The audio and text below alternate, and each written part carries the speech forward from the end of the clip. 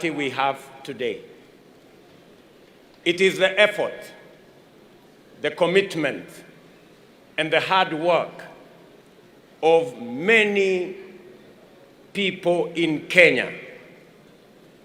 Today, the United Democratic Alliance Party is the largest party in the Republic of Kenya.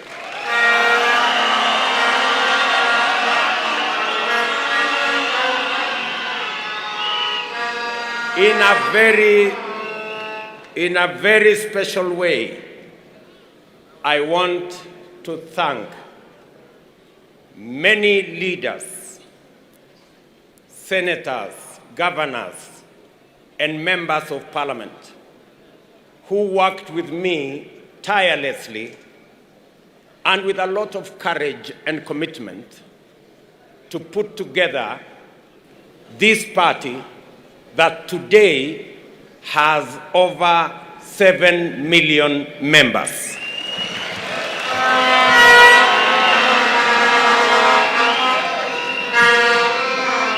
The effort to make this party what it is today is not a personal effort of just the leaders. Many hustlers in different parts of Kenya,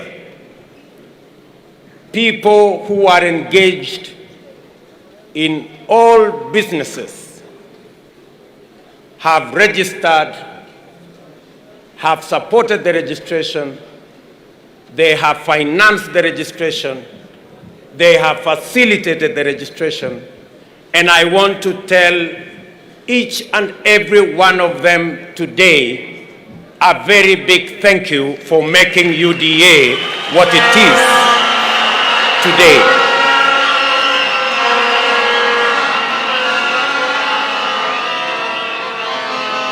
This party has come to be the party of the hustler nation in Kenya.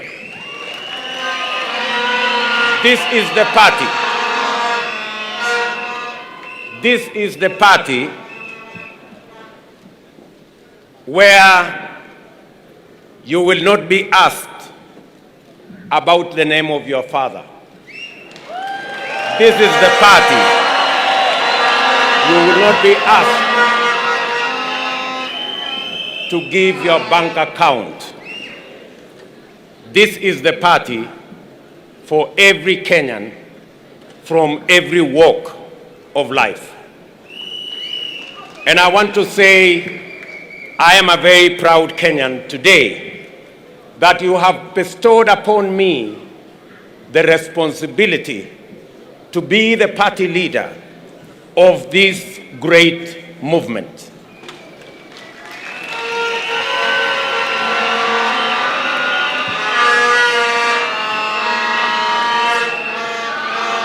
I thank everybody who is with us here today, in person as well as in spirit, including the millions of Kenyans following this event on radio, on television, and online through various platforms.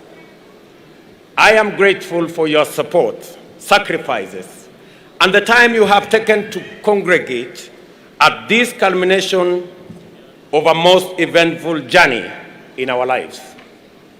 I do not take your support and your time and your interest for granted. And as always, I welcome you to walk with us on this road until we knock on the gates of our glorious tomorrow. I thank our party delegates for the work they have done in guiding the hustler nation through a transparent nomination process, and for their consideration in bestowing upon me the immense responsibility of representing the United Democratic Alliance in the forthcoming presidential elections. I am profoundly humbled and immeasurably honored. And I accept your nomination to be the United Democratic Alliance candidate in this year's presidential election,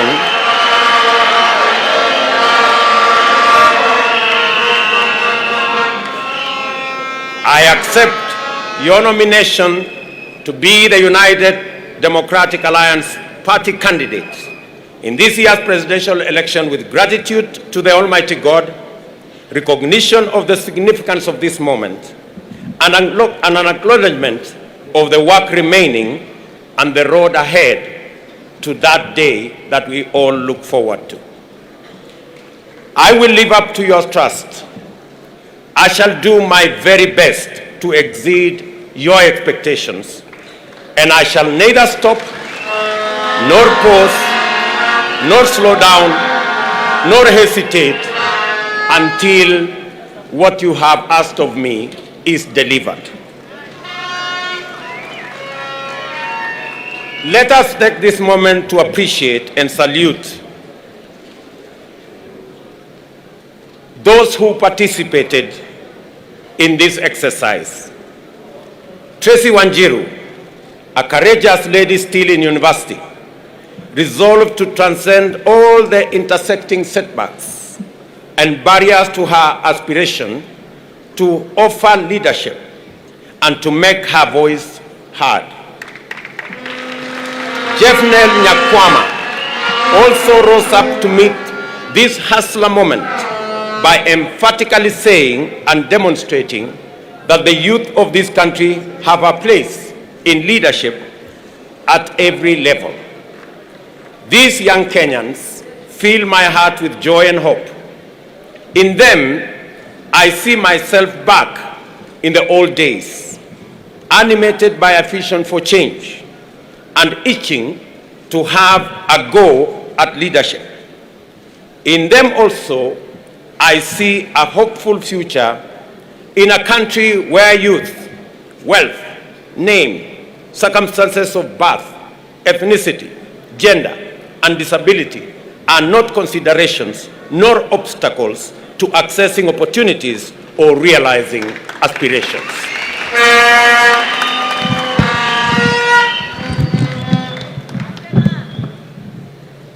As you are perfectly valid and good to go. You did not wait to be invited to the leadership conversation. Sometimes the invitations never come.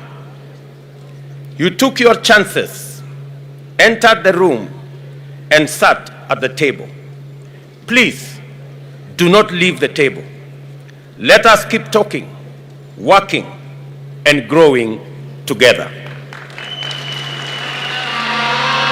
I thank the United Democratic Alliance for extending us all opportunities to contest leadership positions without discrimination. Let us always strive to live up to our fundamental ethos of uniting our nation through the inclusive and participatory quest for opportunities for everybody. I am aware that this time round, there are thousands of young people giving everything to our movement: resources, time, strength, ideas, and moral support. I know that many youth have come forward to stand as candidates, and yet many others are mobilizing, sensitizing, and participating in other meaningful ways. The Hustler Nation is a young nation. The voice as well as the aspiration of Kenya's young people form an essential pillar of our movement. I therefore want to register my gratitude and appreciation and assure you of my commitment to open up opportunities for young people to thrive and drive the progress of our nation.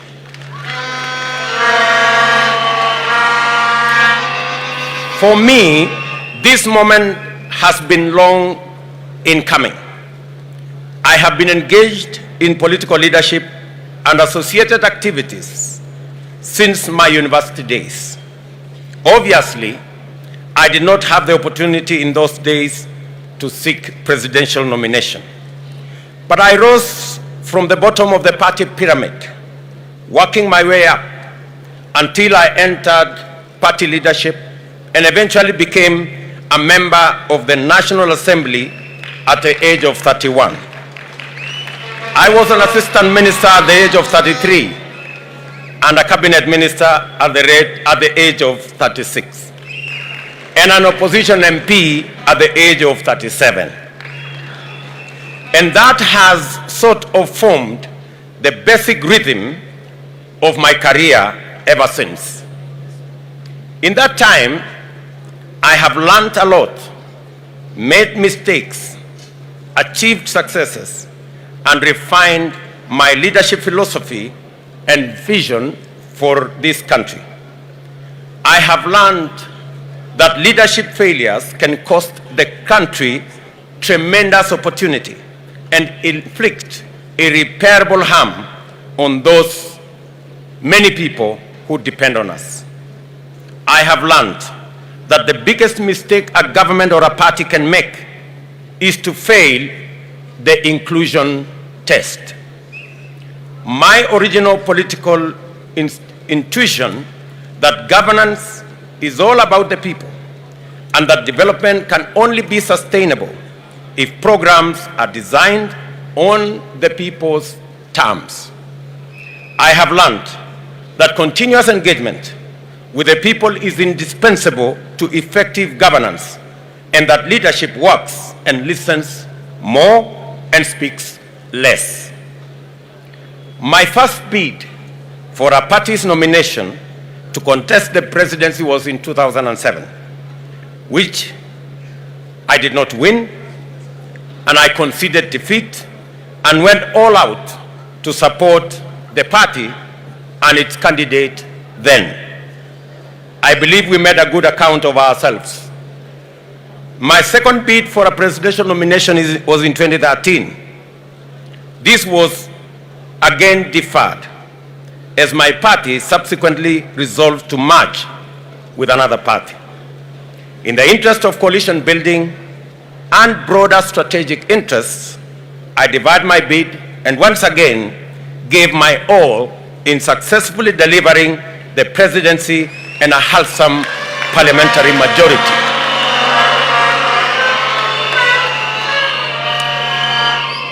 Today, I know without any shadow of doubt that the time has come to represent the hustler nation. The time has come to go all the way to the finish line and secure the place of the hustler nation at the decision-making table.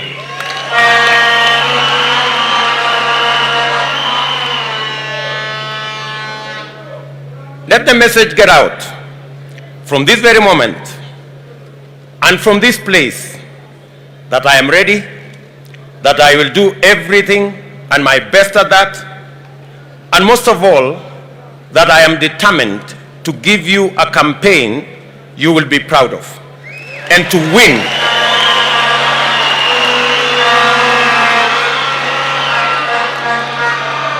And to win for our party, our coalition, and for the people of Kenya. Let the word reach out to our friends as well as our rivals that we are prepared and we are inspired to do all we can to go to every place and to work with everyone to open the doors of inclusion, opportunity, and enterprise in order to move Kenya to the higher level. After all, this is what hustlers do every day. Let me state a fairly obvious fact. I am the first elected and serving Deputy President of Kenya. It has been the honor of my life to be elected to this position, and I will forever remain profusely thankful to my friend, President Uhuru Kenyatta, for a successful working partnership in 3 elections. I have discharged my duties faithfully, and there is not a single task that the President assigned me which I did not execute in full.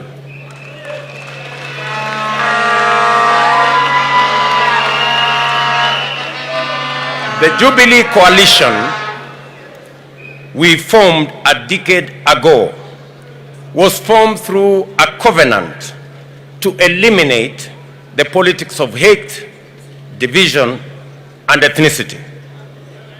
Political competition organized around ethnic division is toxic, yet many politicians accept this to be the essence of democracy. Our covenant formed the foundation of a new approach, issue-based politics, institutionalized through national political parties. We succeeded in demonstrating that democracy does not go hand in hand with chaos, confusion, or instability. We have shown that democracy does not express itself through discrimination, exclusion, division, suspicion, or conflict. In government, we focused on delivering those projects and programs that would enable the state meet the people at their point of need. Therefore, we swiftly transformed the country through unprecedented investments in infrastructure as the springboard to effective, efficient, and sustainable service delivery to all parts of Kenya. As a result, we built a new, modern, 700-kilometer long standard gauge railway, constructed 10,000 kilometers of new tarmac, and connected 6 million people to electricity. We also set up 150 technical training colleges. The next phase of our transformation was going to be the Big Four agenda, which would leverage these foundational undertakings to ensure that the economic and social rights of Kenyans would be actualized by creating jobs for millions of young people out of school, out of college, and out of our universities. It would also transform agriculture to increase food production and to lower the cost of living and increase money in the pockets of millions of farmers. Big Four would also radically change our delivery of healthcare by rolling out a comprehensive universal health program. This would complete the task of transforming Kenya that we had been assigned in 2013. From 2017, however, the party backpedaled on its foundational commitments, including the founding covenant. The party rejected national, inclusive, issue-based, transformative leadership and embraced parochial, ethnic, divisive, and retrogressive politics.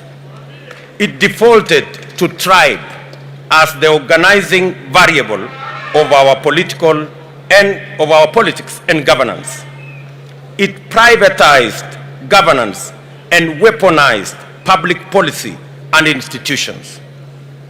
It pursued personal politics of congregating an entitled few to express their individual wishes as community interests and translate their private consensus as national policy. In our first term, we made exceptional progress in setting the stage for national transformation. In our second term, we witnessed accelerated regression into the tyranny, personality cult politics, and the weaponization of public offices to intimidate, harass, and persecute Kenyans perceived not to worship those in power. Many large enterprises were destroyed. Many business owners harassed. Many leaders subjected to humiliation, intimidation, blackmail, because their only crime was holding contrary opinions to those holding the levers of state power. A new frame of national unity was engineered in undemocratic and in terms which rationalized grounding and swallowing the whole opposition and the vandalization of the Constitution to accommodate corrupt and dangerous ethnic arrangements. At the same time, the Big Four agenda was abandoned, pushed into the back burner, as execution of its flagship projects was left at the mercy of forces of emergent state capture. Those who remained loyal to our founding vision were shunned, hounded, threatened, and then persecuted. This is how we lost 4 years that would have gifted us with a brilliant blossoming of a beautiful dream which inspired millions of Kenyans in 2013. To his credit, my friend the President did inform me that he needed space to work on his personal legacy as the fourth president. I obliged, and this led to my eventual retreat to the margins of a government that I had participated in forming. The past 4 years have provided me special moments to be able to engage consistently with ordinary people. As Deputy President, I have worked directly with Wananchi, going to meet them in their villages, their markets, their farms, and their places of work, and to have practiced the leadership of listening more and speaking less. All through my political journey, I have believed in walking with the people, listening to them, and doing my best to do what they want, not what I think will be a monument to my own achievements.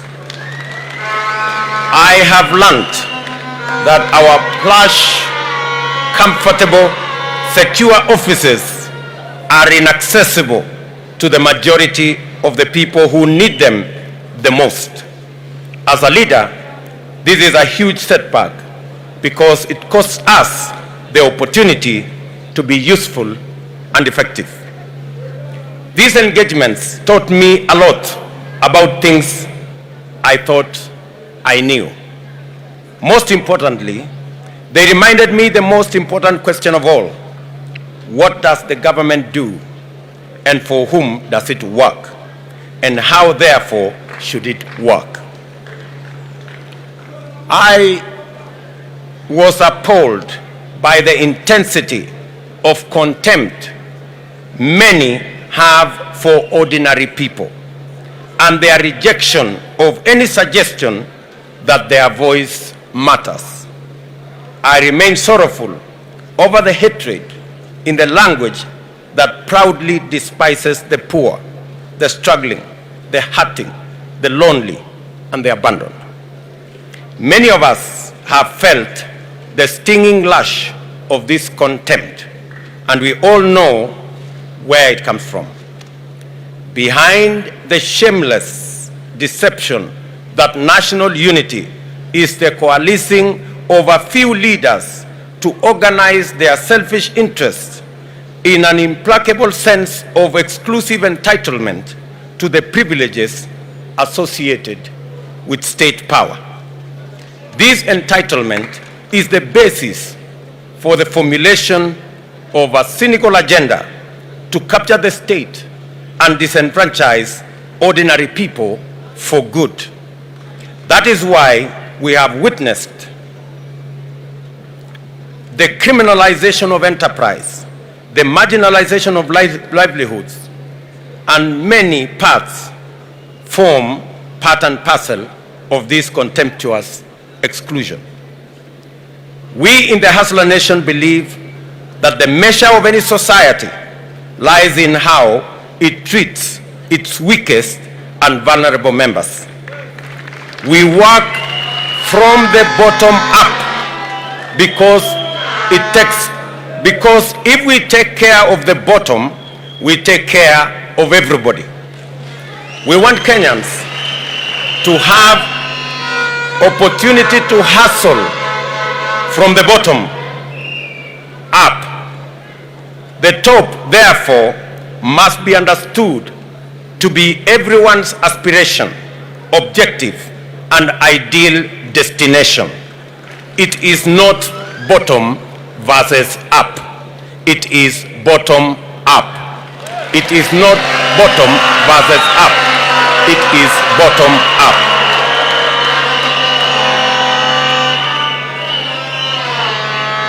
I commit, therefore, to live up to the original covenant of championing the establishment of everlasting peace, unity, and opportunity to prosper in our country.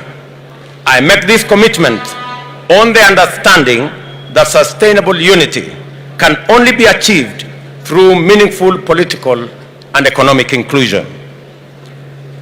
The evidence of inclusion is respect for dignity of livelihoods and the creation of space for every vocation, every skill, every profession and talent to flourish and yield a bountiful harvest of prosperity for all our people.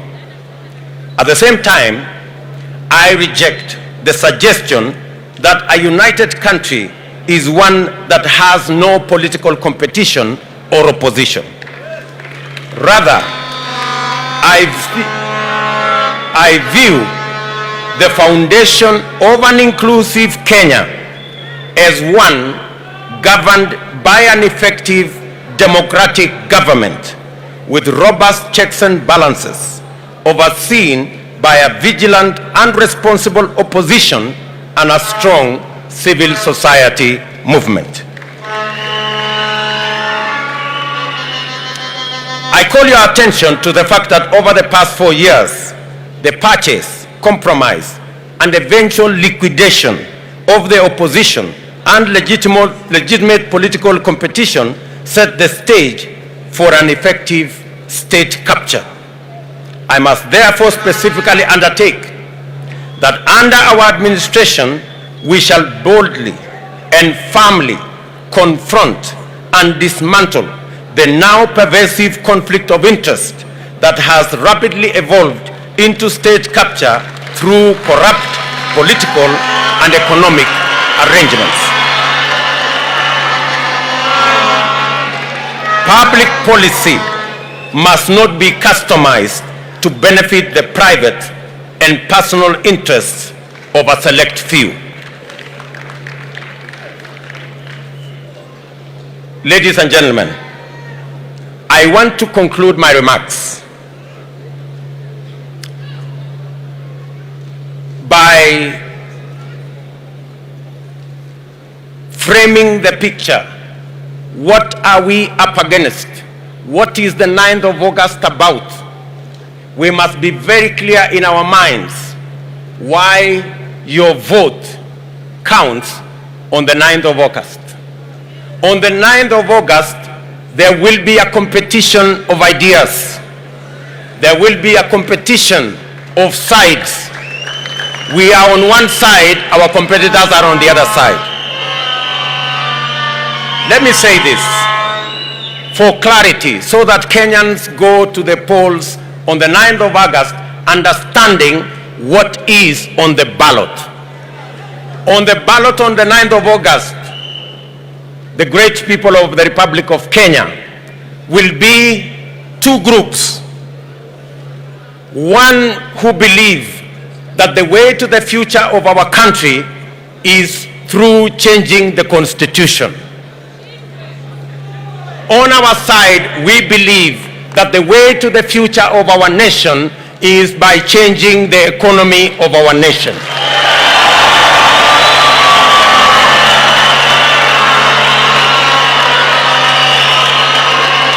We are seated here,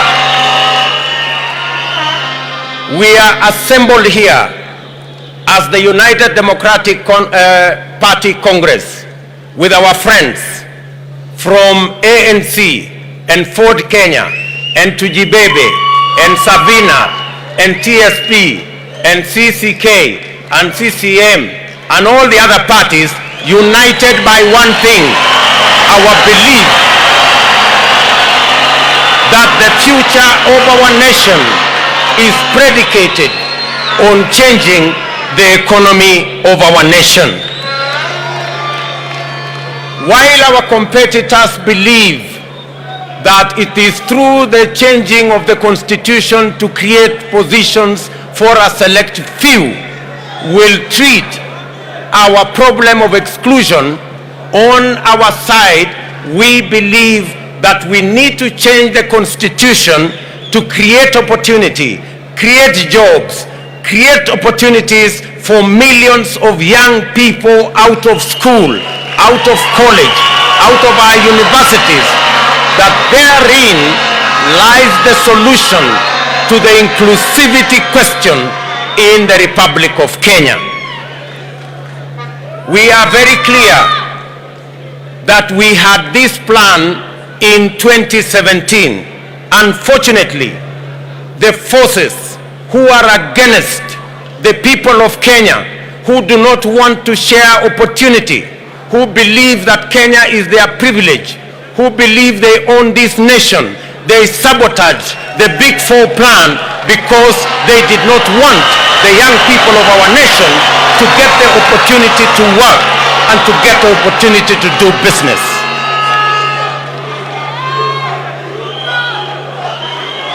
I want to say with clarity and certainty that if we had not lost 4 years chasing a mirage, if we had taken time to implement the Big Four plan, Kenya would be different from what we have today.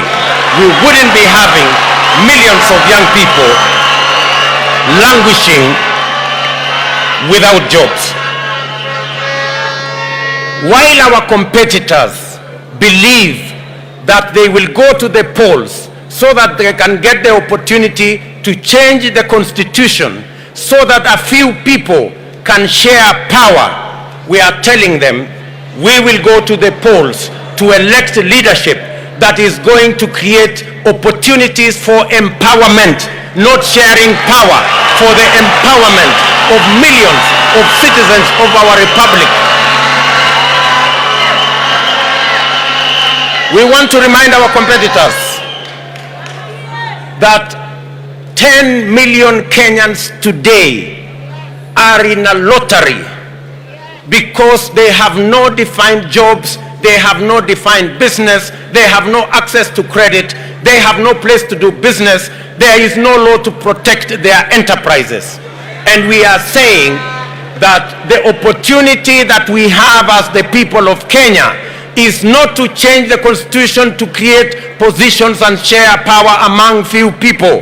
The opportunity we have in Kenya is to create the opportunity for the empowerment of millions of citizens through jobs, through opportunities to work in their enterprises, in their businesses, and to make sure that our economy works for all Kenyans.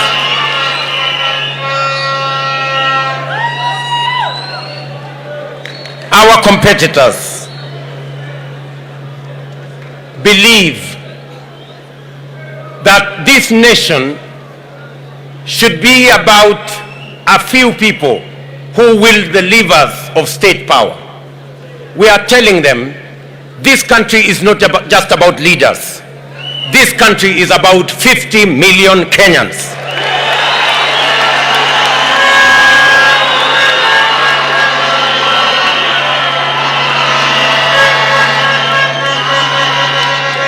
And because it's about 50 million Kenyans, we will not accept to go the journey. They have told us they will bring back the BBI monster because they want to create an imperial presidency. They want a president who controls the judiciary using the ombudsman. They want a president who controls the legislature using appointments. They want a president who does what he wants or what she wants merely because she has power or he has power or they have influence or they have money. We are telling them that this country is about 50 million Kenyans, and we will not accept to go back to the dark days of an imperial president. We are marching forward to a Kenya of shared prosperity by 50 million Kenyans.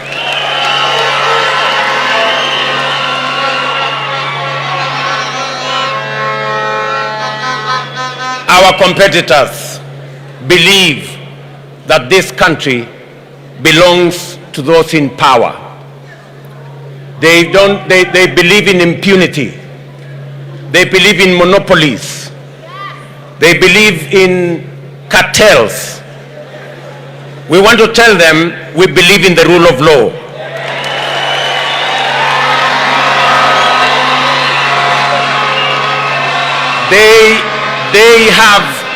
They have weaponized state institutions.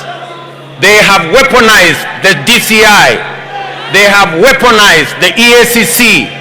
They have weaponized the KRA to run political errands, to dismantle businesses that belong to people who do not worship them. And I want to tell them, this country will change. On our first day, we will free the DCI. We will free the KRA from state capture. We will make sure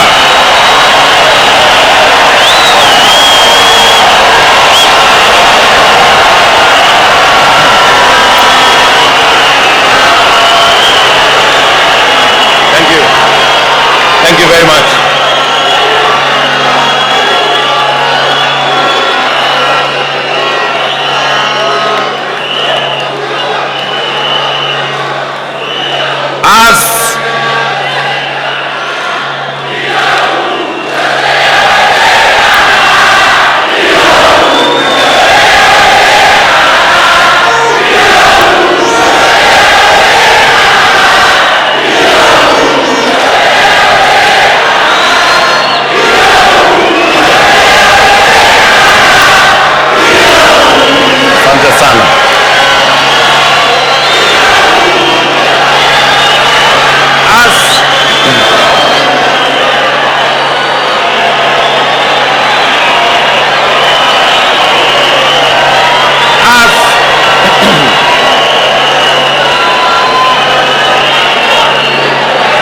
I want to say,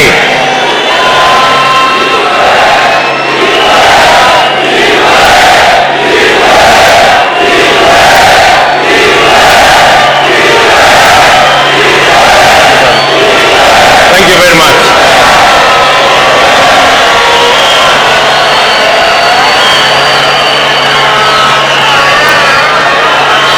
They have weaponized the DCI, the EACC and the KRA to run political errands.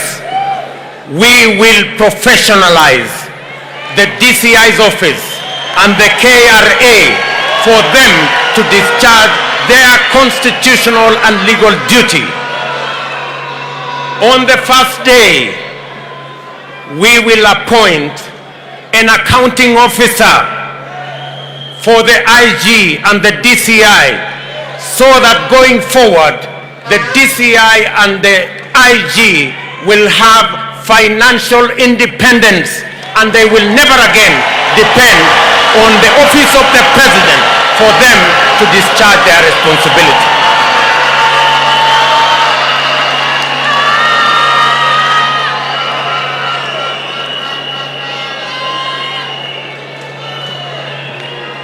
as they weaponize the KRA, we will do the complete opposite.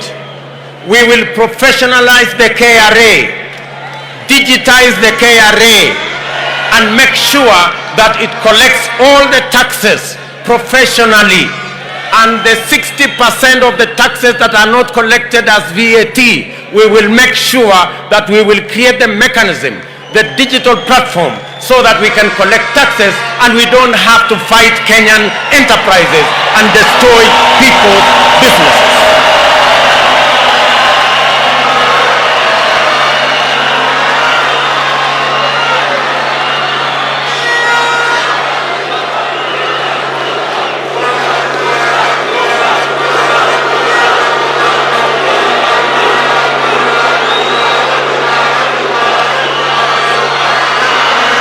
Thank you very much. Our competitors have proposed that they want to change the constitution so that they can make the judiciary to be subservient and to be accountable and to be answerable to the executive. We want to tell our competitors we will do the complete opposite.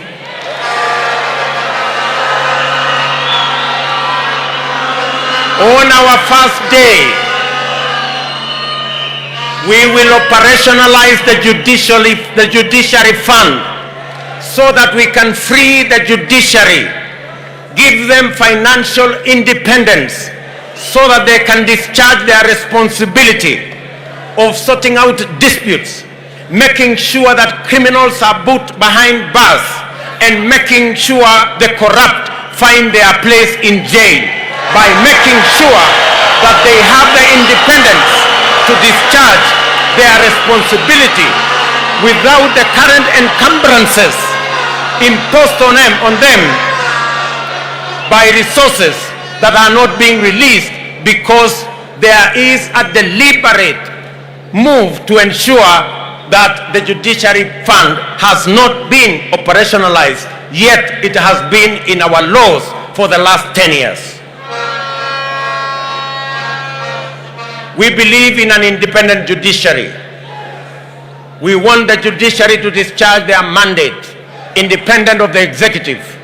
We want the judiciary to provide its oversight role over the other arms of government. We want the judiciary that will stand tall and make sure that they discharge their responsibility without encumbrances of matters to do with financial dependence on other arms of government. We want a judiciary that will be truly independent, that does not receive telephone calls from the executive for them to write judgments. We want a judiciary that is truly independent.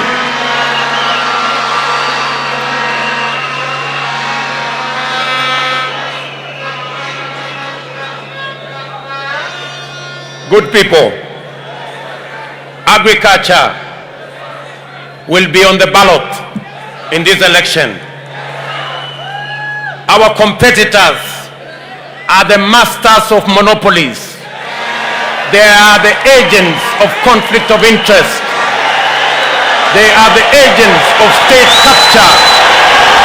And we must free this country and our agriculture from cartels and brokers.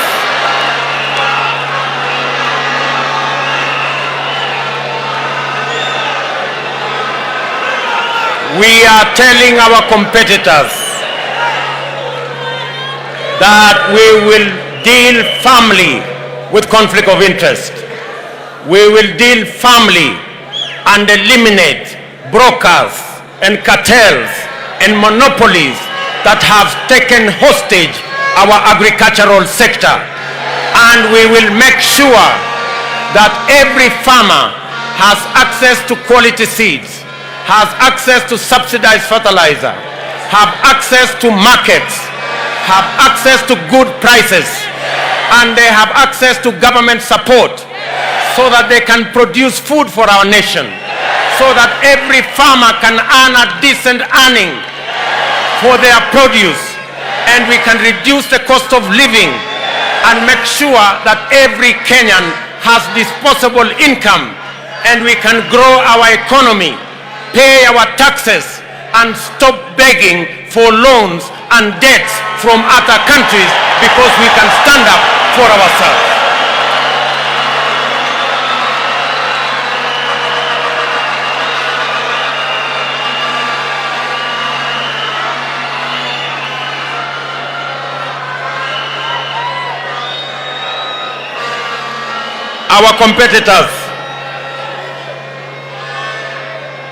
Our competitors are telling us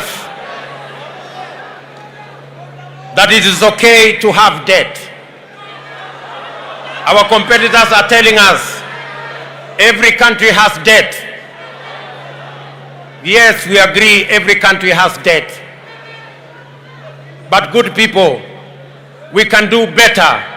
We can think better to be able to grow our own revenues, and we must not be slaves of debt from any place or any country. Debt must be the last resort. We must grow our economy. We must empower our enterprises. We must create opportunity in agriculture so that we can grow our tax base, get as many Kenyans as possible to pay their taxes so that we can run the affairs of our country on the basis of the revenue that we collect. President Mwai Kibaki taught us that it is possible for us to grow our tax revenues. He took over when tax revenues were at 200 billion. He left when we were collecting more than $1 trillion. Our tax collection has stagnated because of conflict of interest. Our tax revenues are stagnated because we do not have a concrete plan. We are saying our movement will create a concrete plan that will expand our taxes so that we can double our tax revenues and reduce on borrowing and debts that can cripple our country.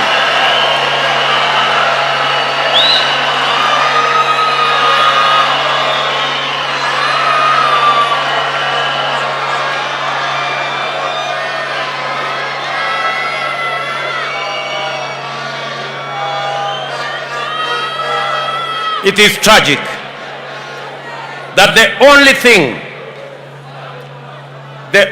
that I can remember on matters to do with the economy that the handshake has done is to borrow 7 trillion in the last 5 years. It is a tragedy that we must investigate.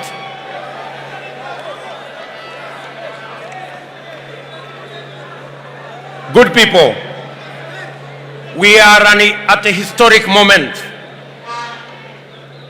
We have to make our choices carefully on the 9th of August, because what is on the ballot is either Kenya moving forward into prosperity or Kenya regressing into tyranny and poverty.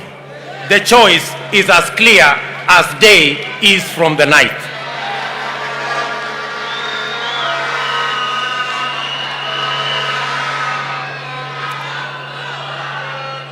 Let me conclude my remarks by saying we will create a comprehensive environment for Kenyans to save, a comprehensive environment for us to grow our own savings. Many countries have their savings in the region of 30 to 40% of GDP. It is only in Kenya that our savings as a percentage of GDP is around 7%. And it is because we think debt is the easier route. I want to say savings is the better route. And that is what we must go. That's what we must do.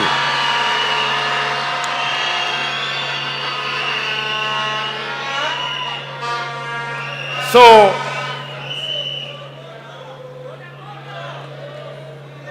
my good people of Kenya, let me say this contest has been defined. Kenyans know what to vote for in this election. You will vote for the people who are looking for power, positions, the cartels, the state capture, the conflict of interest, the brokers, or you will vote for the future of our country, the jobs for our young people, opportunities for our business people, opportunities for our farmers, an accountable executive, an accountable judiciary, an accountable government, and a future for everybody. That is what is on the ballot on the 9th of August.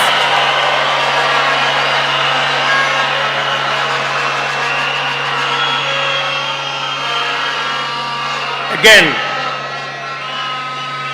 let me thank all of you for sparing time to listen to me. I appreciate your patience. I appreciate your commitment. I appreciate your time. I appreciate your sacrifice. I want to thank many leaders who have had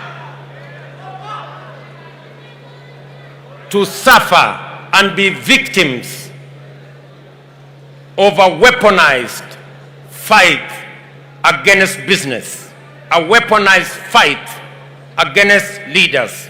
I want to thank many leaders who are here, specifically members of parliament who are here.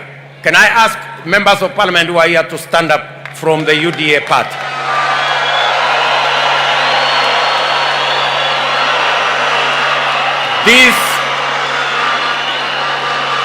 I also want to ask senators and governors who are here to stand up. Thank you very much. These men and women have been subjected to blackmail. They have been persecuted. They have been threatened. Many of them have been dragged to court for crimes they never committed. Their crime was only to be my friends. Their crime was only to be members of the Hustler Nation. But I want to thank them. They are made of good metal. They are made of fine gold. And history will judge you guys fairly, that you stood up against tyranny, that you stood up against blackmail. Thank you very much.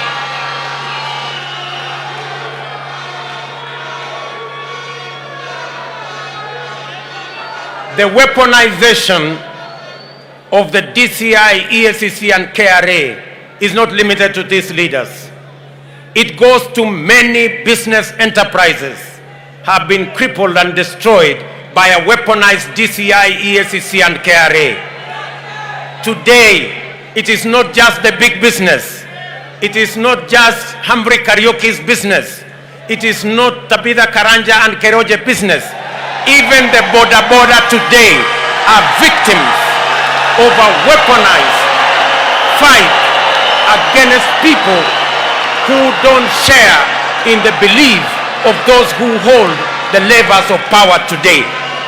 And I want to promise them that power is transient and the people of Kenya will overcome. We will not submit to your threats and blackmail. We will not bow to you. We will not worship you. We worship the living God in heaven. We worship no human being.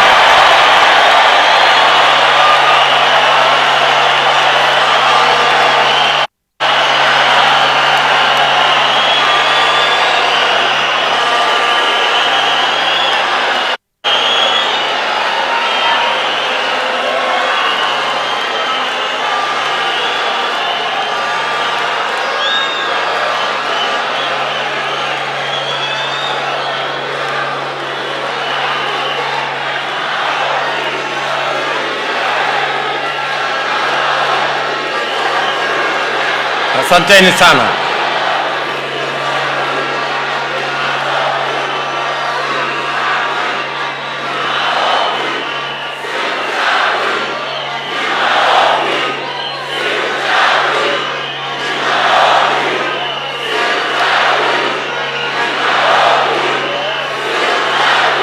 Asanteni. Thank you very much.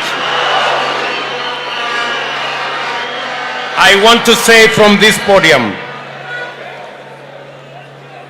you may have power,